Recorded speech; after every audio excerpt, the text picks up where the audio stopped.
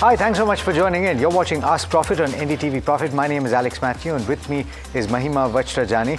We'll take you through the next 1 hour of trade.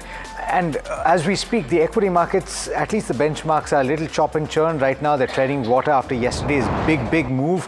But the broader markets is where the action is. Gains of over 1% each for the mid-cap and the small-cap index. And the Nifty Bank as well, holding on. It's gaining about 0.4% right now and trading comfortably above 50,000. So that's certainly something that you want to watch very closely. This, remember, was the X factor yesterday. It gained close to 2% and lent quite a bit of strength.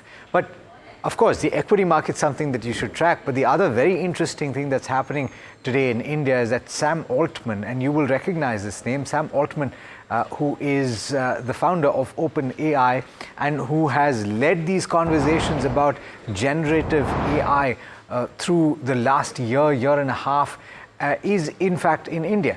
And in fact, we've got an image, if we can pull that image up and showcase it. He is going to be speaking today, and we've got Rishabh. If we can get Rishabh on the phone line, we should do that as well.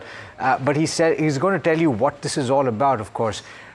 Let's pull that image up if we can get it. We will soon get you that image. But he's going to be speaking to reporters. Is an event planned today. And there's so much conversation about the implications of OpenAI.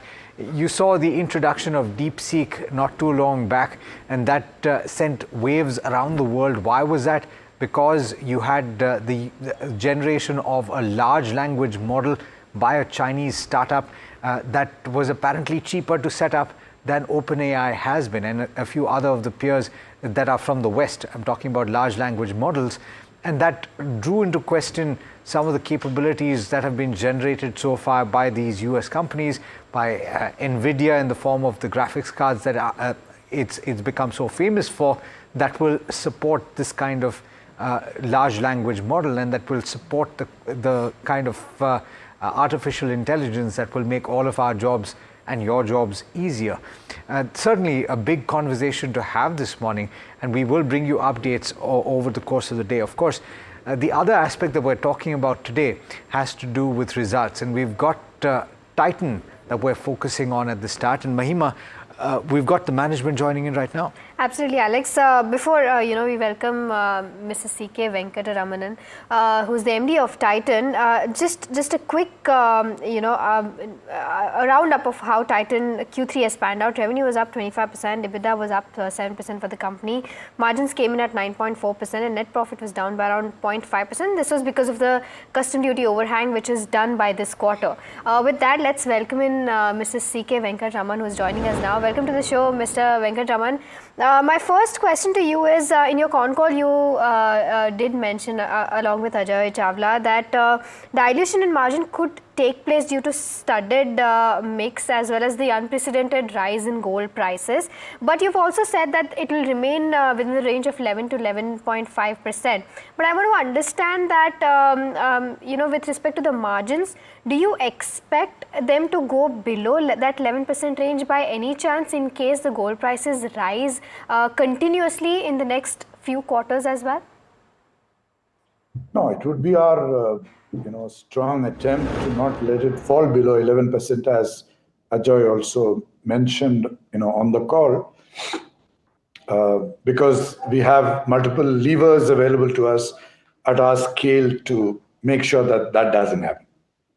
Okay. It's just that when the gold price rises and keeps rising like this, it's too complicated to explain to a lay viewer, but it affects the gross margins of diamond jewelry as well, because of which, and the share of diamonds and gold changes and all that, but not below 11% in any case.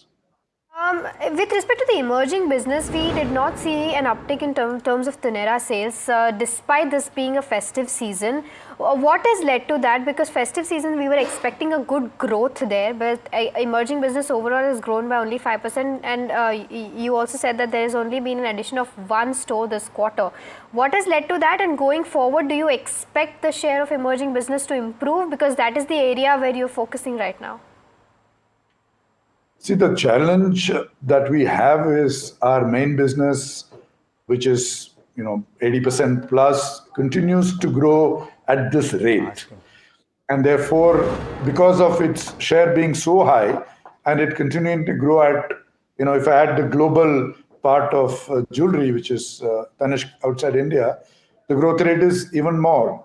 And therefore, any emerging business has to grow at many times that for the needle to move on its share. So that's a generic problem with the nature of the portfolio that we have.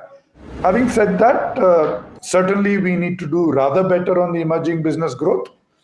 And while there is a certain perspective of why Taneira appears not to have done so well in quarter three, because there was a buy and sell channel called L3, which did very well in quarter three of FY24, and we have contained the expansion of the network in order to consolidate and grow at a same store level. So this angle is depressing the actual performance of Taneira in the current quarter. Not that it is satisfying by itself, but it is better than what it appears. We need to do a lot of better work. We haven't got our act right, honestly, on getting enough customers to come to the stores of Taneira. Even though when they come in, they're bowled over by what Taneira has to offer. So it's our challenge and task to get lots more people to become aware of what Taneira is. Work has begun, and we are hoping to see results in the next few months. Hi, Mr. Venkataraman. Alex joining in. I'm just wondering what that work entails. Is it going to be marketing spend that is going to push people into or pull people into the doors? Not just spend. Actually, the story of Taneira needs to be told in a comprehensive manner to those who don't know. They may be aware of a brand called Taneira, but what all Taneira actually is still to be built. And that's what we've just begun a campaign a couple of weeks back. We're hoping that will do some. So it's actually brand building and building the desire to pull customers to the stores. When they come in, they're really bowled over by what we have to offer. Right. Mr. Venkataraman, with respect to the lab-grown diamonds, Mr. Chawla did mention that lab-grown diamonds is not impacting your studded mix because lab-grown diamonds is present in the pocket which is below 1 lakh rupees. But as per my survey, I've seen that this year, even with respect to wedding sales, the big ticket price jewelries have also been sold with lab-grown diamonds. Do you see this impacting, maybe not this quarter, but let's say 3 or 4 quarters down the line, will that impact your real diamond sales? What you are saying and what Ajoy said are perhaps simultaneously right, in the sense that somebody buying an expensive necklace could well also look at lab grown as an option, as a substitute and all that, which is what you are referring to. What Ajoy is saying is on ground what we are hearing, and what we are hearing is mostly in the sub 1 lakh. So both are simultaneously right, perhaps. We are very much aware of the power of the lab-grown diamonds as a category, their ability to offer, substitute and potential to various types of customer segments. And we will reveal, what we plan to do in this at the right, time. We are not worried about it.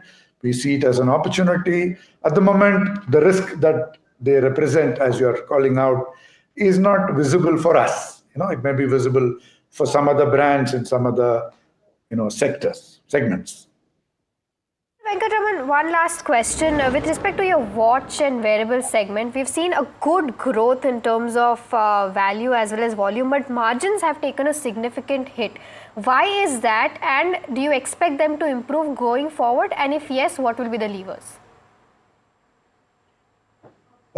Actually, the wearables business category has been under pressure, and it has shown on Titan Company as well.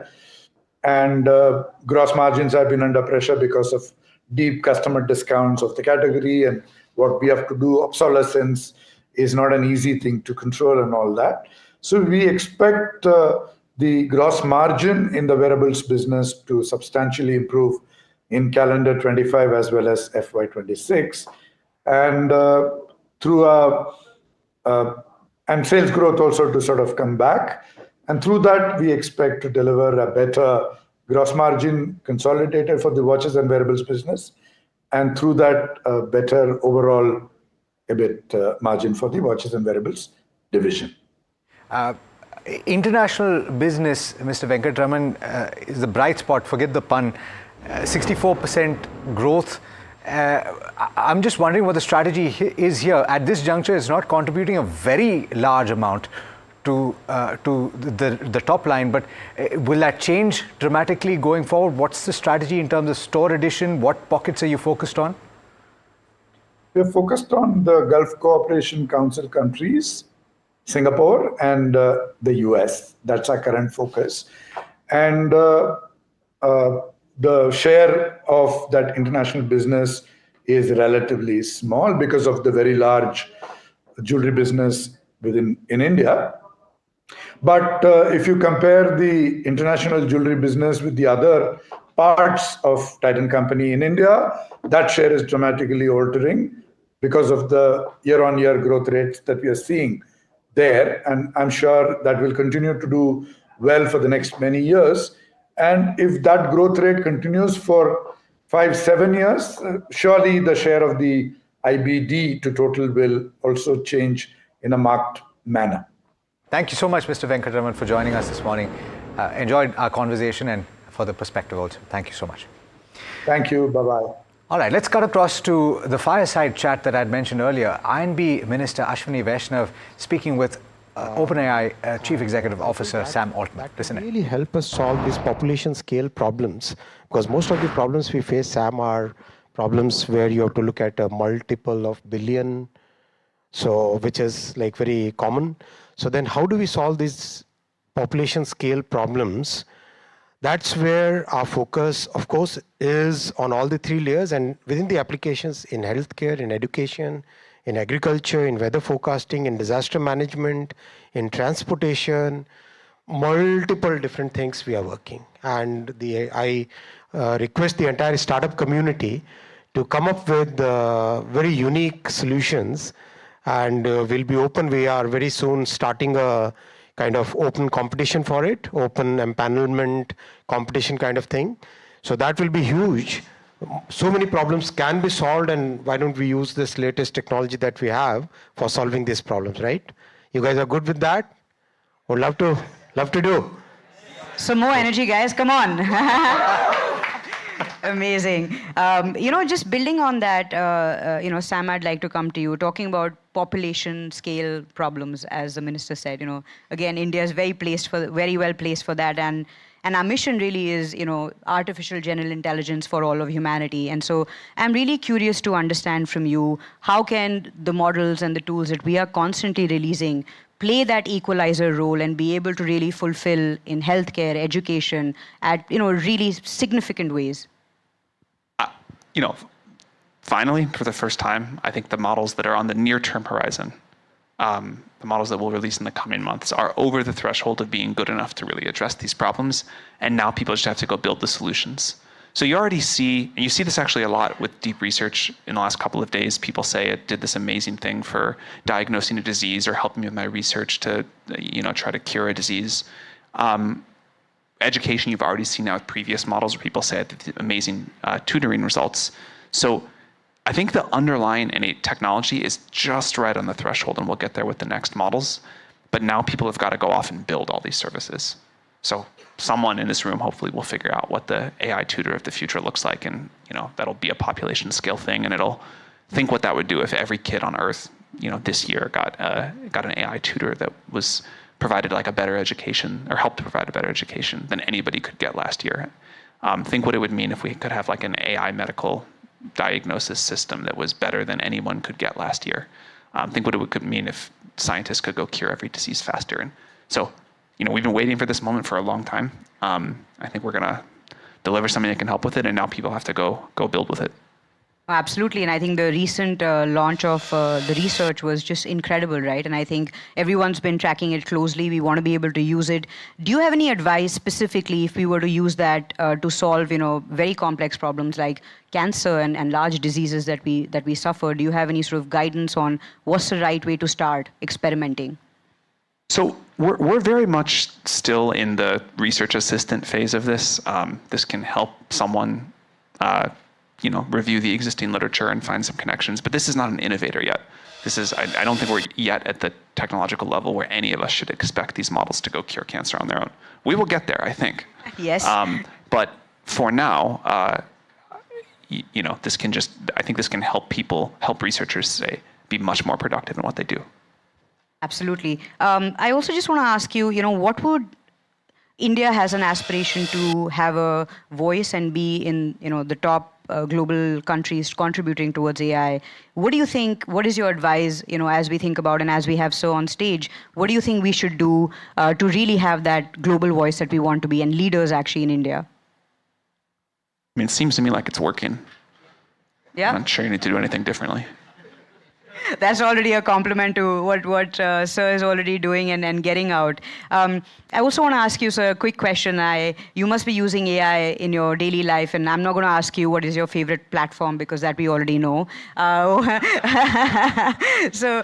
I'm very curious to know how is OpenAI models adding efficiency and productivity to you in your daily life? Bad question to ask. On this platform, obviously, I'll say it's very good. No, of course, jokes apart, OpenAI really makes life significantly easier. Writing notes, getting all that stuff out, it becomes very easy. And I was just curious, what would your research project mean for quite a lot of people? And how can we make that transition smoother? How can we make more difference in their lives, as we were discussing just before coming to the stage? As in the large number of people who do a little bit of basic research and bring out reports. So this is a very unscientific guess, but my vibes-based guess is that deep research can do a single-digit percentage of all of the economically valuable tasks in the world and almost none of the complete jobs. But that's okay, because you can just use it to be more efficient. So if you are a scientist trying to cure some disease, deep research is surely not going to go cure that disease on its own. But if you can farm out the tasks that took you a lot of time but were lower value, if you can say, help me with this literature review, help me figure out how to order these supplies, help me figure out what steps I need for this experiment, and you learn to work that way, maybe you can be twice as efficient. And if you can double the efficiency of every scientist on Earth with the tool we have today, which I believe might be possible. It's not going to do the really brilliant insights, but if it can take away a lot of the lower level work, it's going to take the world a while to get used to that. I think people have compared the launch of deep research to the launch of ChatGPT, so we had chatbots and now we go to these agents, and it's like a magical thing. You're like, oh, I didn't think AI could go do this thing for me. I didn't think I could go do a multi-day task, and now I can. But it took a while for the world to figure out how to use ChatGPT. Not that long, like months, not years. And I think it's going to take months, not years, to figure out how people become really productive with deep research. Yeah. Security is another concern, and also there are concerns about national security. Sam, what do you think? How should we be working on these items? He's taking my job now. I think these models are on the precipice of being incredible at software engineering, and that'll be great for a lot of things. I think software engineering by the end of 2025 looks very different than software engineering at the beginning of 2025 does. But it will have huge impacts, good and bad, for cybersecurity, and we've got to get ahead on the good. For sure. No, sir, please. That's what that guy is saying, time's up. I just wanted to make the best use of every second that I have with you, Sam. And thanks a lot for coming to India. We are super excited that you have come here. And really, this entire team, entire startup community is so excited, so supercharged. But guys, I cannot see that energy. Show it, man. Come on. That's the way. That's our India today, right? Thank you very much for having me today, and really excited to do a lot more together. Yeah, absolutely. Looking forward, sir. Thank you so much for all. All right. So you see that the IB minister is exhorting the startups in that room to cheer, and they did very vociferously. A lot that is going to take place in this space, and a lot of companies, perhaps even us here in the newsroom, we're going to be able to use artificial intelligence and generative AI like we never did before. If you actually think about it, there were people that said at the introduction of the internet that it was just a passing fad, and well, look where we are right now. Let's slip in a very quick break, but on the other side, we'll talk about all of your questions. I know we're late on this, but we will take a lot of them, so do stay tuned.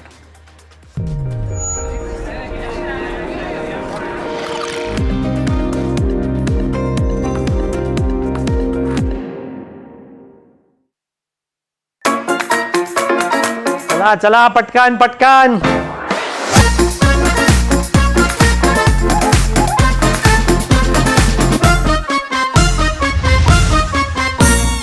Hello and welcome to NDTV Profit.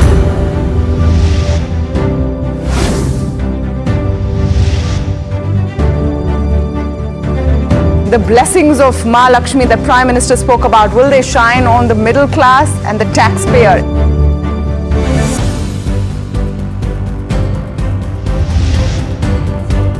The market will not be disappointed.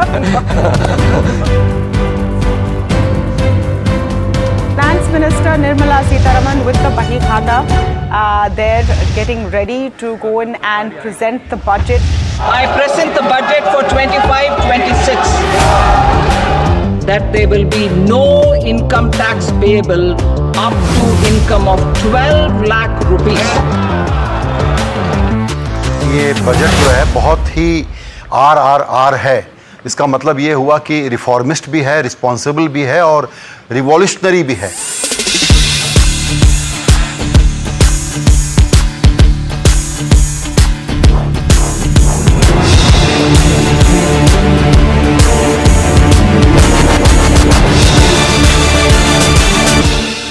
जब मैं था तब हरी नहीं, जब हरी है मैं ना ही. प्रेम गली अति साकरी, जामे दो न समाए. This is another level. This is how a special Saturday session should end.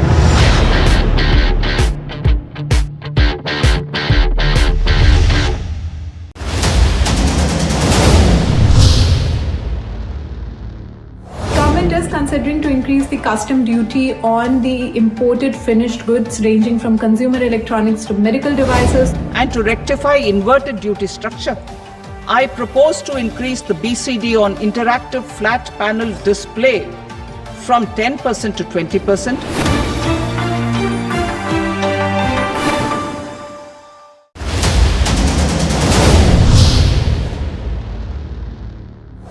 Sources tells NDTV Profit that budget is expected to propose the draft of the new income tax bill. In fact, the draft bill is expected to find a mention in the FM speech on February 1st. I also propose to introduce the new income tax bill next week.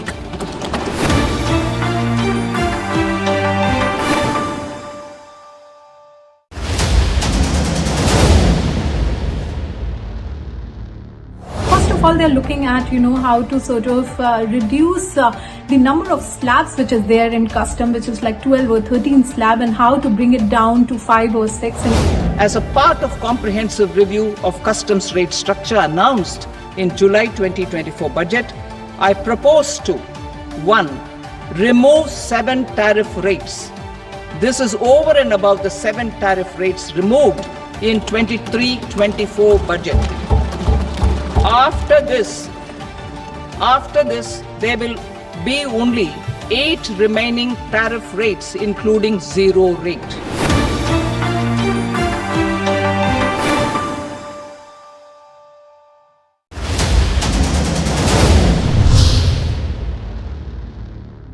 Sources telling us is that government is expected to provide a roadmap of the next phase of national monetization pipeline, where they are going to set a higher target for the next fiscal onwards. Building on the success of the first asset monetization plan announced in 2021, the second plan for 2025 to 30 will be launched to plow back capital of 10 lakh crore in new projects.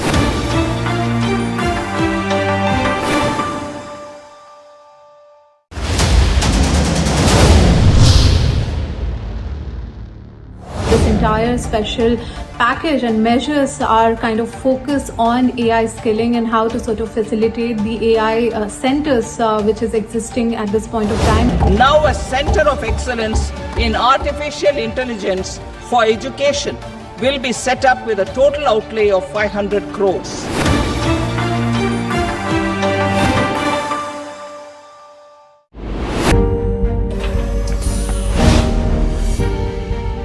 Do you really know the company you invested? What's the picture behind President?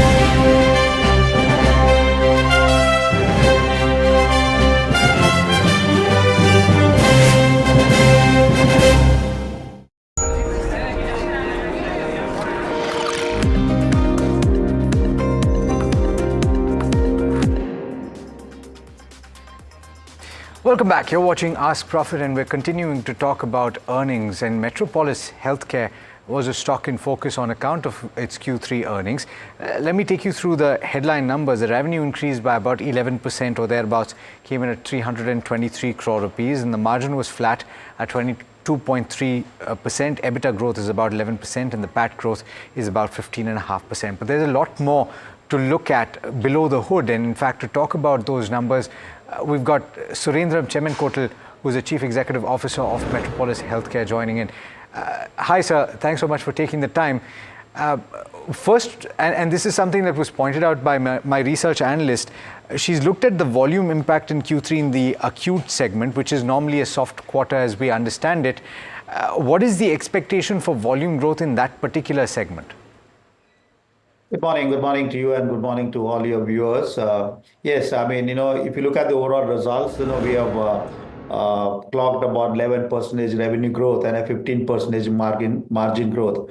Now, another good quarter for us in terms of performance, definitely. The volumes normally in quarter three, we normally see a decline in volume because of it's not a illness quarter per se. Festivities and good weather, etc., is what happens in quarter three. Particularly the acute illness comes down in quarter three. That's why you are seeing a slight dip in the volumes in quarter three. But once it comes into quarter four and then onwards, the volumes get better, and we are definitely looking for a 6 to 7% volume growth in the coming quarters. On the revenue as well, so you've clocked an 11% increase in the revenue. As you pointed out, in that quarter, there's festive season and generally cheer, right? So I'm just wondering about the full year guidance, Mr. Surendram. Is there going to be the 13 to 15% that you have guided for? Are you going to achieve that? And towards what end of the band do you think is more likely? So on a YTD basis, if you look at 3-quarter performance, we have done 12.5%. And we should see a similar trend or a better trend in quarter four as well. So we should come closer to the the guidance that we have given by the time we close this year. Mr. Surendram, Mahima also joining in. I wanted to understand that you recently acquired Core Diagnostics, and the acquisition of this might lead to some margin dilution. Do you expect that to happen? And if yes, what range will your margins end at by FY25? And going forward, what's the margin outlook for FY26? Yeah, yes, Mahima. The Core Diagnostic acquisition integration is in the final. I mean, the whole acquisition in the final stages. Maybe about 4 to 6 weeks from now, we should, start the integration process, once the acquisition is completed. Well, I mean, in the year one, definitely there will be a little bit of margin erosion because Core operates at a relatively much lower margin than what we do. And what our expectation is that in 3 years' time, Core Diagnostic business get into Metropolis levels of margin. So definitely the first 2 years, a slight margin dilution will be there in overall group level. But I think at third year, we should get back to overall revenues getting much better with the Core acquisition and also the margins coming back to the company levels. Got it. With respect to the volume versus pricing growth, one of your competitor came out and said that they will be focusing on the volume growth and won't take price hikes. Is that the strategy that you will also be adopting, or will you see some price hikes at the cost of volumes? See, we have always been focusing on the volume growth. That's not new to us. And, whether we state it or not stated, volume growth always been. And we are one of those leaders in the volume growth. If you look at it, the last year we ended with about more than 7% volume growth, and this year at a YTD level we are running at a 6% volume growth. The volume growth will continue to be our driver, but that doesn't mean that we will not look at the pricing opportunities. Now we have rolled out micro marketing strategies. Rather than looking at the pricing at a national level, along with pricing, distribution, logistics, and the support system, etc., we are looking at every micro market level. So wherever there's an opportunity for us to take the prices up in the micro marketing strategy, we will take the prices up. And wherever we need to do a price adjustments, in terms of being competitive in the market, we'll also do some price adjustments, even if that means that we have to bring down the price in certain markets. So for us, it's going to be a very dynamic kind of a scenario. Based on each market, we will take our call. Mr. Chairman Kottal, thank you so much for joining us, for speaking to us this morning. Pleasure speaking with you. Thank you. Thank you very much. All right, let's bring in the guest that we had originally slated for Ask Profit, Rajesh Agarwal, Vaishali Parekh. I must begin by welcoming you, of course, and saying good morning, but also apologies for keeping you waiting, and thank you so much for your patience. I appreciate it truly. Let me start very quickly, though, Vaishali, with a very quick view on how you're seeing the benchmarks, right? So you have the Nifty 50, which is more or less treading water at this juncture. Not too much action in the Bank Nifty either. Do you see that will pick up pace in the second half? Would you advocate caution at this juncture still? Very good morning, Alex, and very good morning, Rajesh, and all the viewers. Yes, so actually, we have been seeing since quite some time, Bank Nifty was giving an indication that it's showing sign of stability, and Bank Nifty was the one to take the lead. Now, yesterday's move, we saw Nifty moving past 23,650 levels, which was a tough hurdle. And today also there is follow-up upward move. So now we would say that yes, 23,350 would act as a near-term support, and gradually we can go towards 24,200. Now, Bank Nifty can take a breather, allowed to do so, because right from 48,000 as support, we are already on the 50,000 zone. So hard to tell for the day as to how it would be. But yes, it's a positive bias because you see frontline banking stocks have already got into momentum. Okay. All right. Let's start with the questions then. And Mahima, I'm going to take the first question from Raghu, who's writing in from Bengaluru, asking about PC Jeweler. And it's an interesting question to ask. Let's pull up the chart and see where it's currently trading. It is at upper circuit. And I want to know what Rajesh has to say, because this particular viewer has taken a call to buy 4,000 shares of PC Jeweler at a price of 2 rupees 10 paise, when things were not looking too good for this company. Rajesh, there were a few concerns about corporate governance about this company, and we marked this at the start during India Market Open as well. What would you suggest for somebody who's bought at that level, though? Multifold growth. Good morning, Alex. Good morning, Mahima. Good morning, Vaishali. This kind of purchase, I would say, is fully speculative. It's like hero or zero, which option players call. Either it's zero or it becomes a hero. So that is what exactly happened. Corporate governance issue. We are still very concerned. We are not very convinced about the things in PC Jeweler as such. Numbers are also not that exciting. And fundamentally, I would say to avoid these kind of stocks. But still, when you have taken this kind of call from a very low level, what I would suggest is sell that much quantity so that your capital comes out and ride the rest. That's the view coming in with respect to PC Jewelers. The next question that we have is on Star Health. Vinay from Hyderabad has bought 285 shares at 510 a piece, and he's holding them at a loss right now. So he's sitting on a loss of over 19,000 odd rupees. He wants to know what's the view with respect to the stock from a 1-year point of view. Since he's been holding for quite some time now, Rajesh, I'll stick with you for this one. Star Health, fundamentally, how does it look? See, the numbers this quarter were under pressure. Margins were under pressure. It didn't perform as expected.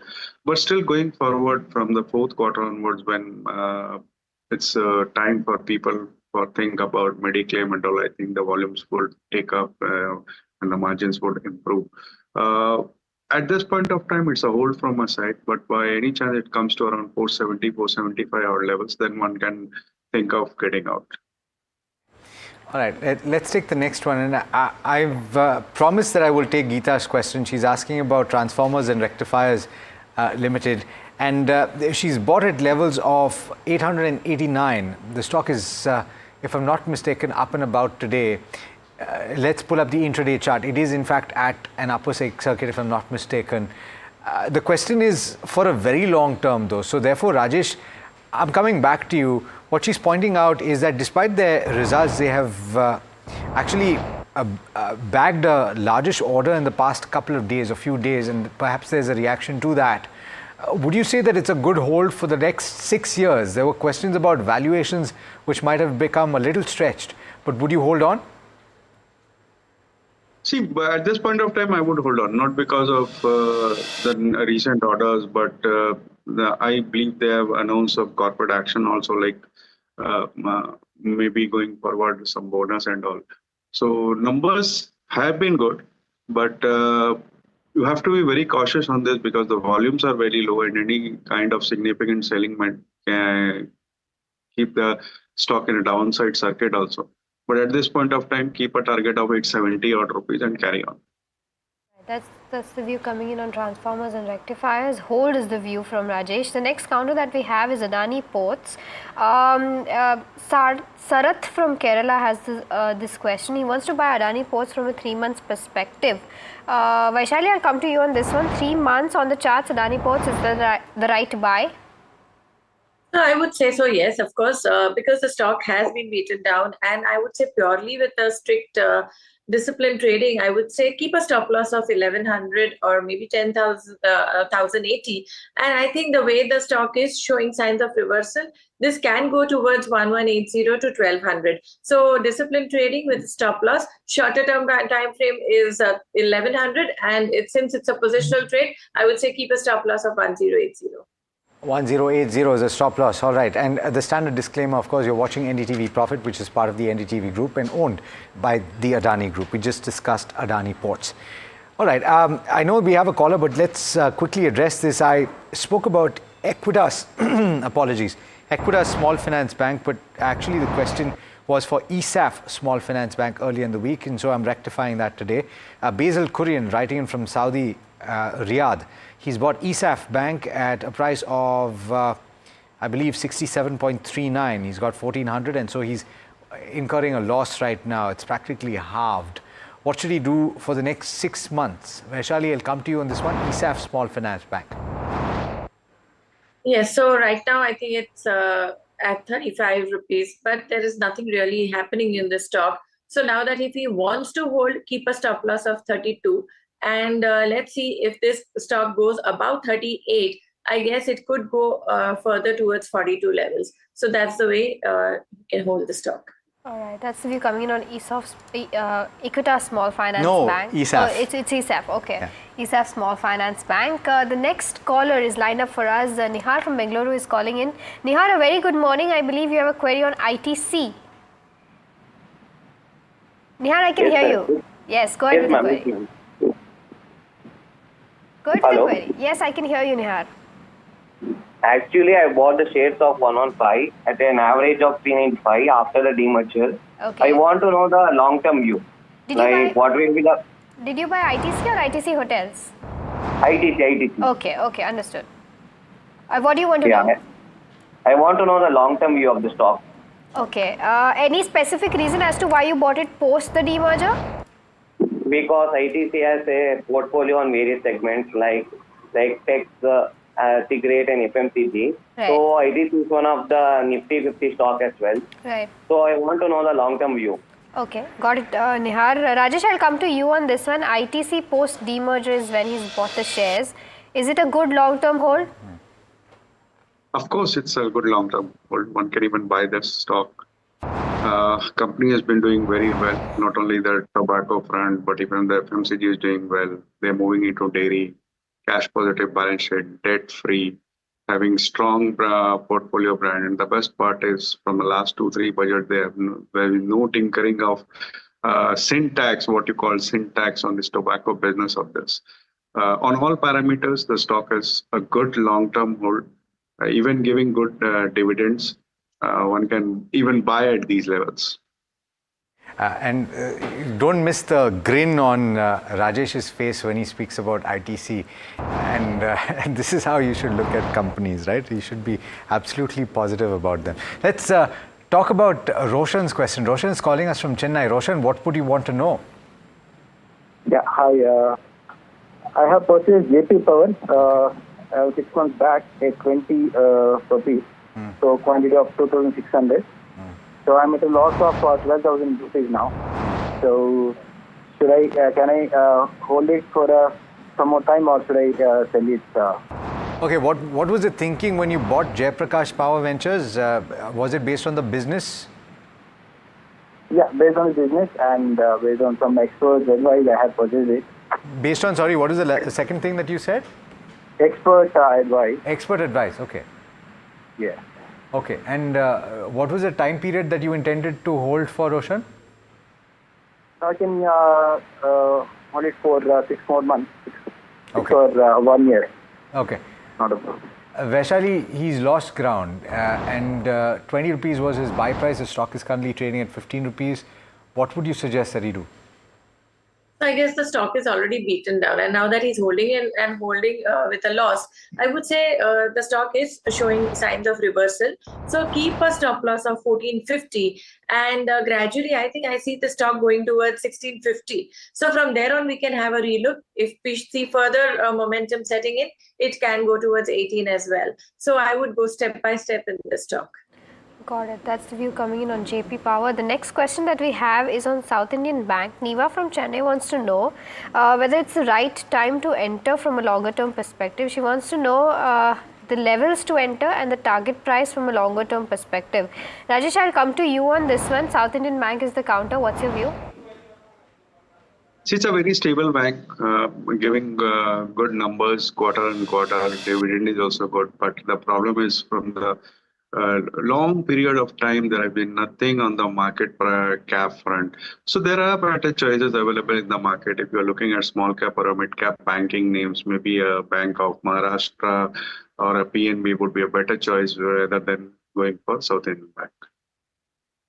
Which was the bank that we just spoke? South Indian Bank. Because we've got the next question, which is also on a bank, and Shrikant wants to know about Union Bank, which he's acquired 975 quantity of. 119 is the average price of acquisition. The stock is currently trading very close to that level. He's looking for the short to medium term outlook on this and whether or not there's another opportunity that he should consider as opposed to this. Vaishali, on the charts, what would you suggest? The stock is up and about in trade today, 4.5%.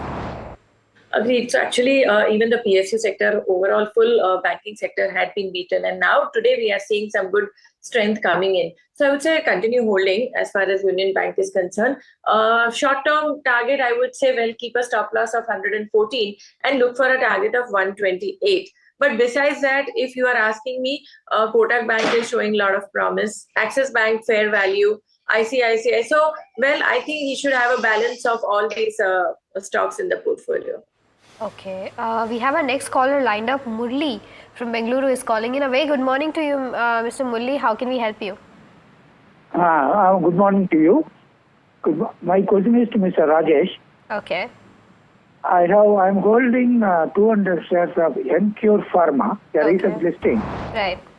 Bought at 1355. Okay. Now it is around 1247. Right. I'm incurring a huge loss. Got it. Can I add more? I'm willing to wait for 1 year. Okay, add more. Rajesh, is that the right thing to do at the current levels for Encure Pharma? See, we believe that there would be organic growth in this company in the second half of the year. They have put up new research and development facilities in Gujarat. The numbers have been improving. I think one can continue to hold. Adding at this point of time would not be advised unless until one more quarter of numbers is there. But yes, it's a hold from our side. Okay. Hold on Encure Pharma. So Rajesh, you had suggested a hold on G Vernova TND. But we've got a viewer who's bought at very elevated levels, I think over 1,000, in fact closer to 1,200 if I'm not mistaken. Is it still a hold? Which one you said? GE Vernova TND. Oh no, we didn't take. We actually took transformers and rectifiers. Sorry, my mistake.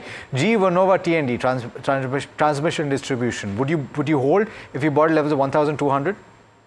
See, considering the power scenario in our country and the way the focus of government on power and all, I think all the power distribution and transmission companies are going to do well, and these companies are being ancillary to the entire sector, are going to do well in long term. Maybe in the short term you are finding some M2M losses, but for long term, yes, it's a hold from our side.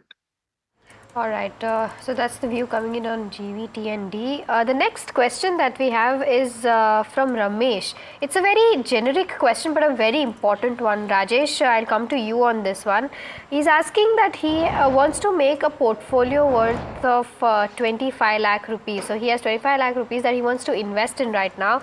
And he wants to know whether 30 to 40 companies is the right amount of companies to invest in with a 25 lakhs portfolio, and if not that, how many companies should he stick to, and if you have the picks as well for him? See, Mahima, it's a very tricky question. Depends on person to person, but on my opinion, I would say maximum 10 to 15 companies would be ideal size of a portfolio, because anything more than that, it would be difficult to manage. You won't be able to keep track of your buying prices, any movements coming there, any news coming there. So it's better to keep such number of companies that you can track on a regular basis. And in my opinion, 10 to 15 is the optimum size.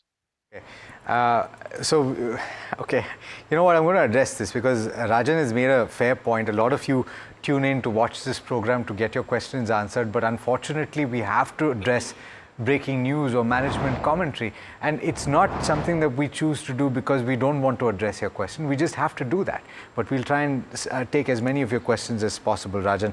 It's taken. We'll try and avoid this as far as possible.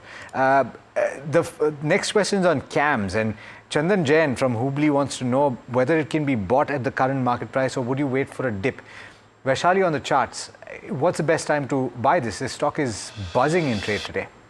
Yes, so I think we've already seen a good run up. So I would say just wait for a little bit of a dip, and then, or you can accumulate, because once the stock gets into a strong trend, maybe, you don't get a chance, but I would say keep 3,400 as support levels and start accumulating at every dip. Coal India is the next counter. I believe Meetika has bought in Coal India at 418 a piece. She's not mentioned the quantity, but she wants to know will it rise going ahead or not. She's not mentioned the time frame as well. Vaishali, I'll come to you on this one. Coal India on the charts. So I would say long-term trend is very much intact. I mean, if you see at the weekly and the monthly, I think these are all good opportunities. So I would say take 370, 365, 370 as a strong support band, and one can average out also if it's been bought at higher levels, and look for a target of 410, 420. Okay.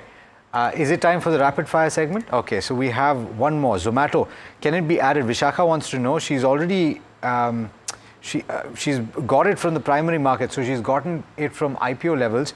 But would you add more at this juncture is the question. Rajesh, fundamental view on Zomato, would you buy? No. That's the one-liner, I would say. The numbers have been good, no doubt on that. This quarter, the numbers have been under pressure. It's been growing. They are talking about 2,000 dark stores. Previously, it was 2026. Now it's 2025. So that expenses would again be there. And the valuations, they are trading at a 3-digit P. That's huge. Competition is coming up, not only from Swiggy, but if you look at Zepto and Amazon, everybody is coming into Q-commerce. So competition is high, valuations are high. It's better to avoid. All right, it is now time to hit the rapid fire segment. This is where we take as many questions as possible over the course of 2 minutes. The first question is on State Bank of India. We've got Kantibai who's asking this. 835 is the buy price. Would you hold or exit? Vaishali, on the charts? Add. Good entry point for Keynes Technology. This is a question from Vamsidhar, who's from Andhra Pradesh. Vaishali, your view? Keynes Technology, well, just a minute. I would say hold with a stop loss of 4,300. Okay, Lemon Tree, I'm coming back to you on this one, Vaishali. We've got a viewer who has bought at levels of 136. Would you hold for the short term? For the short term, book at 153, 155. Okay, Craftsman Automation is the counter. The person bought 10 shares at 1500 a piece. Can he wait for 1 year or not? Rajesh, if you have a view on this one. Continue to hold. Okay, Orient Green Power, 8,000 shares bought by Navya at a price of 16.3. Would you hold on to this or would you exit, Vaishali? Hold with a stop loss of 15 rupees and wait for a bounce. All right. Aditya Birla Capital is the next counter. Hariom from Karnal, Haryana wants to have a view on this. Should he keep holding it or sell at the current levels? Your view, Vaishali? I think market is on a bounce, so I think should continue holding. Prakash wants to know about Suzlon. I do not know the buy price, but he's incurring a loss. Rajesh, would you hold or exit? Exit on upsides. Okay, Engineers India is the next counter, bought an average price of 237 by Rasha. She's holding 1250 shares. Should she keep holding it or average at the current levels? Vaishali, your view? He or she is bought at a very high level. I think average it out. Okay, coming back to you, Vaishali, Titagar is the name of the counter. Railway stocks are buzzing in trade today. Is it a good time to buy this one today? Yes. Okay, Satish from Bangalore wants your view, Rajesh, on Canara Bank. He's bought it at 105 and should he sell or buy further? You can buy further. Okay. All right. That brings us to the end of this edition of the Ask Profit program. Thank you so much, Vaishali, Rajesh, for joining us today. And a pleasure as always speaking with you. All right. Like I said, that brings us to the end of this edition, curtailed edition of Ask Profit. We try to take as many questions as possible. We will be back tomorrow to take more. But there's lots more lined up over the course of the day. So from Mahima and myself and the team that put the show together, thank you so much for watching. Do stay tuned. This is NDTV Profit.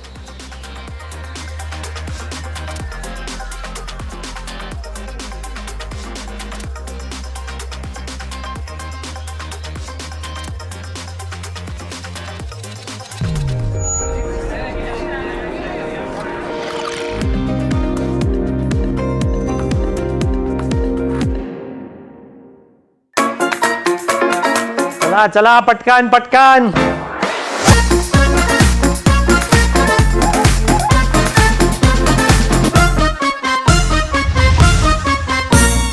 Hello and welcome to NDTV Profit.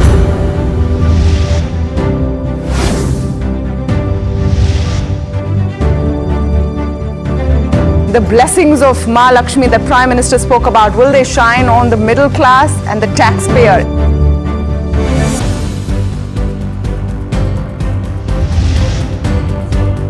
The market will not be disappointed. Finance Minister Nirmala Sitaraman with the Bahi Khata, they're getting ready to go in and present the